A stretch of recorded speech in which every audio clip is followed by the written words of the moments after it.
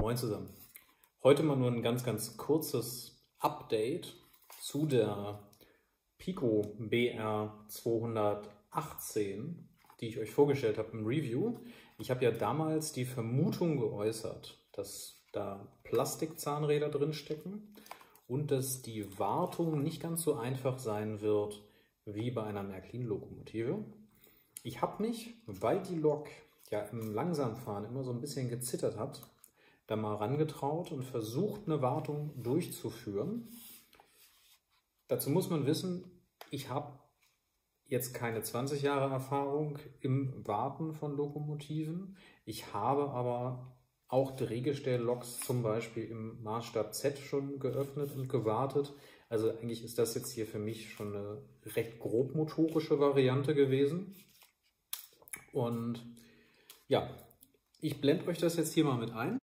Und dann seht ihr, wie ich daran gearbeitet habe. Die Lok ist eigentlich relativ einfach zu öffnen. Also man macht einmal diese Schraube hier unten auf im Drehgestell, beziehungsweise zwischen den Drehgestellen, die hängt hier so knapp drunter. Also wirklich ziemlich direkt unter dem Drehgestell ist die Schraube. Und dann kann man hier die Abdeckung abnehmen, kommt dann an quasi nichts ran. Ja, also man kann die Abdeckung abnehmen, hilft einem auch nicht weiter, außer die Glühbirne ist kaputt auf einer Seite. Dann hilft einem das. Ansonsten steckt da drunter der Decoder, der ist über den Motor. Und an dem Motor ist auch nicht viel mit Wartung. Das ist dieser Standard kleine Motor, den ihr auch in alten Carrera-Autos oder sowas findet. Nichts sonderlich Spezielles. Und natürlich wirklich von der Wartung her, man kann ihn austauschen, denke ich. Das geht relativ einfach.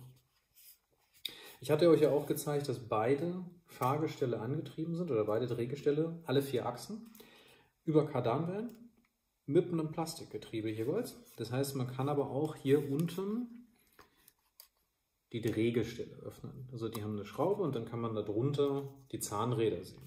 Das seht ihr auch in dem eingeblendeten Video. Die sind auch aus Plastik. Die waren komplett mit einem milchigen Fett zugesetzt. Also das war sehr weiß, trotzdem durchgängig. Ich habe das jetzt noch mit einem Spezialmodellbahn bzw. Modellbauöl nochmal ergänzt. Auch natürlich jetzt nicht in Massen oder so.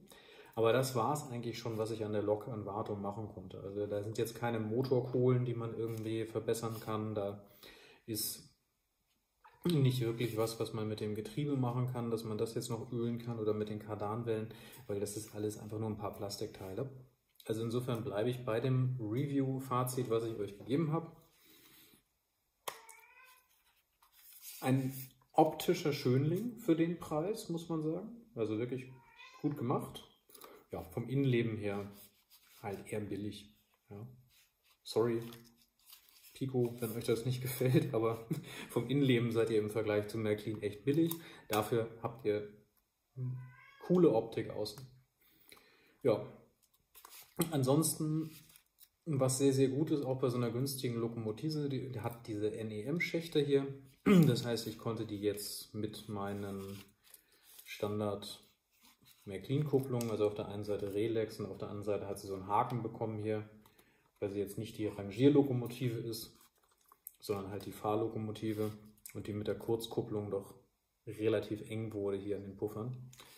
Ja, dreht sie gute Runden auf der Anlage, da funktioniert sie gut, wie in dem Review gesagt, nur ja, es wird keine Rangierlokomotive. Also auch mit den Arbeiten, die ich da durchgeführt habe, der Effekt war sehr gering, denn ich glaube, dieses Ruckeln im Langsamfahren liegt einfach in der Art der verbauten Getriebe und Zahnräder. Das heißt, dieser kleine Motor, der dreht sich dann bei geringen Drehzahlen halt langsamer und dadurch kommt das zu dieser nicht ganz sauberen Last. Ist zumindest mein Eindruck. Also wenn ihr so eine Lok selber habt und ihr sagt, nein John, absoluter Schwachsinn, meine Lokomotive läuft super, deine ist jung gebraucht und deswegen hat die ein Problem, schreibt mir das gerne hier unten in die Kommentare rein. Ansonsten heute nur dieses kleine Update für euch. Danke, bis zum nächsten Mal.